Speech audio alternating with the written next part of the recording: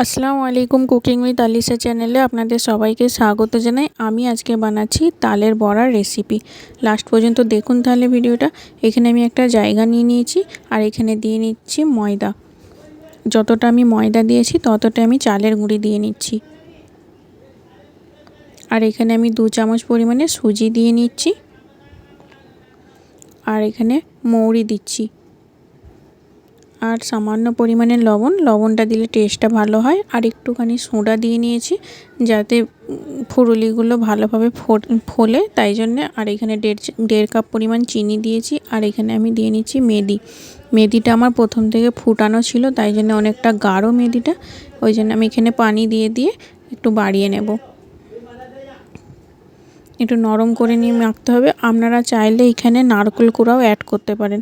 আপনারা যদি নারকেল খেতে ভালোবাসেন তাহলে এখানে নারকেল অ্যাড করতে পারেন। আমি সেরকম পছন্দ করি না নারকেল, তাই জন্য আমি এখানে নারকেল দিইনি। এটাকে ভালো করে অল্প অল্প পানি দিয়ে ভালো করে নরম করে মেখে নিতে হবে। খুব শক্ত থাকলেও হবে না আর খুব নরমও নয়, একদম যেমন বড়া করবার জন্য দরকার সেরকম হিসেবে বানাতে হবে। দেখুন আপনি কেমনভাবে বানাচ্ছি আমি, এরকমভাবে ব্যাটারটা বানালেই আপনাদের হবে। দেখতে পাচ্ছেন কেমনভাবে বানিয়েছি। এবার আমি একটা কড়াই নিয়ে নিচ্ছি আর এখানে আমি দিয়ে নেবো সাদা তেল। সাদা তেলটা গরম হয়েই গেছে।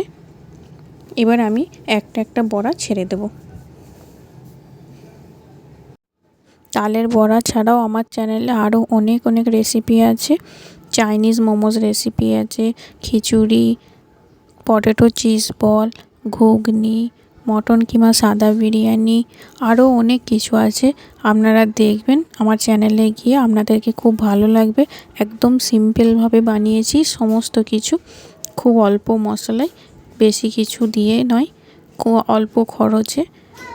আপনাদের যদি ভালো লাগে তাহলে আমার চ্যানেলে গিয়ে একবার নিশ্চয়ই দেখবেন।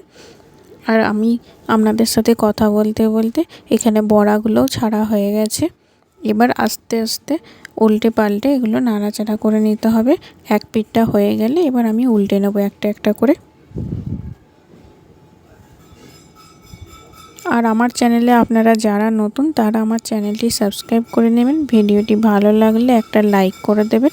আর লাস্ট পর্যন্ত ভিডিওটা দেখবেন, নিশ্চয়ই ভালো লাগবে। আর বাড়িতে একবার বানিয়ে দেখবেন কেমন লাগে আপনাদেরকে তালের বড়ার রেসিপি। আমার এক পিঠটা লাল হয়ে গেছে, এবার আমি উল্টে নিয়েছি।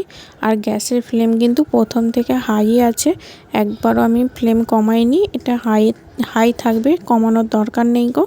উল্টে পাল্টে ভালো করে নাড়াচাড়া করে লাল করে ভেজে নেব ফুরুলিগুলো। গ্যাসের ফ্লেম কিন্তু ফুল থাকবে, কোনো রকম আস্তে করার দরকার নেই গো। দেখুন আমার ফুরুলিগুলো ভাজা হয়ে গেছে, লাল হয়ে গেছে। আপনারা যদি এর থেকেও বেশি লাল করতে চান করতে পারেন, এটাই হচ্ছে বেস্ট। মিডিয়াম, খুব বেশি লালও করিনি, বেশি লাল করলে আবার পুড়েও যাবে।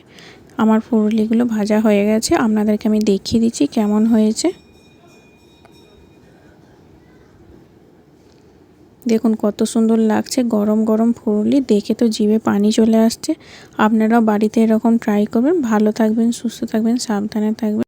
লাস্ট পর্যন্ত ভিডিওটা দেখার জন্য সকলকে ধন্যবাদ। আল্লাহ হাফিজ।